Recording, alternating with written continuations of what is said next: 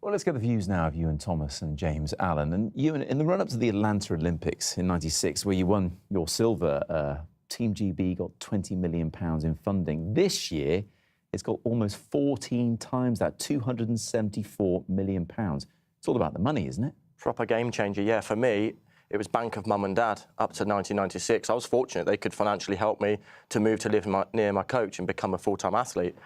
The following year, National Lottery came in, and all of a sudden, you can take your sport more seriously in terms of you can live the life of a professional sportsman. I didn't have to work part-time anymore. My warm weather training bills were paid for.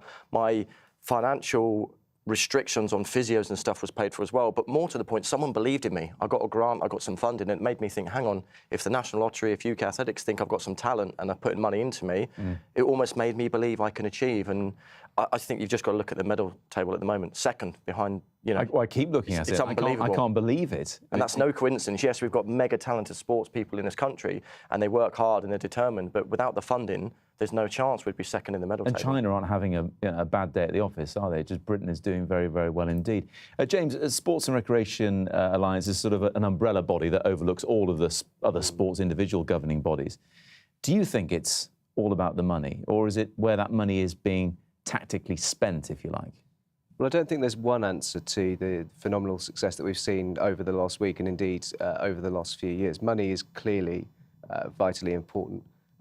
It's about the talent of the athletes as well. One thing I would say that I think sometimes gets a bit neglected is that actually it's about the grassroots structures that we have too. It's about where everyone starts, because of course the first experience of an elite athlete is not running in the Olympic Games. The first experience is at school or it's at a local club. Yeah. The one thing actually that we see in common across all of our members and all of the athletes we come into contact with is volunteers too. Almost everyone will say, at some point in my career, it's a volunteer that actually inspired me, made the difference. So it's not just about the money, but of course the money does matter. I mean, Ewan, a lot of people outside of the British setup are saying it's quite an uncompromising approach. We look at 2012 and British swimmers didn't live up to the expectations. So funding for swimming was then cut by £5 million.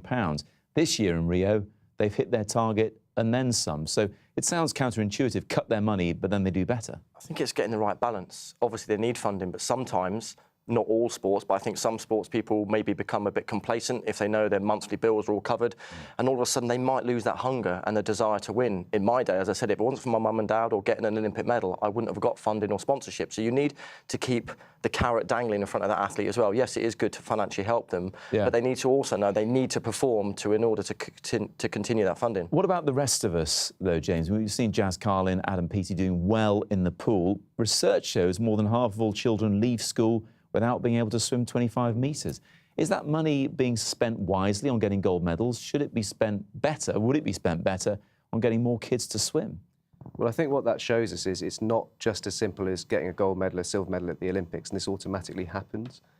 We need that elite success, and I think we're hungry for that as a nation. I think we derive an incredible feel-good feeling from that, and I think it does inspire the next generation of people.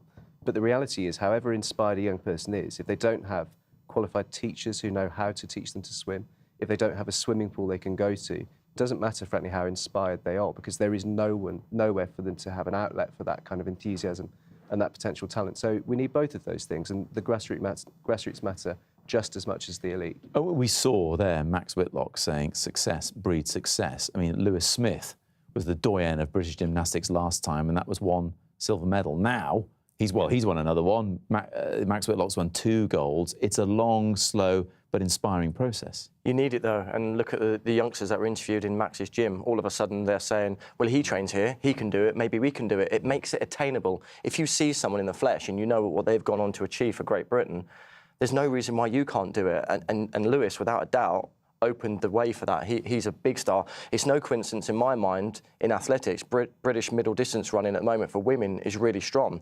That's the Kelly Holmes effect from 2004 in Athens. It must be.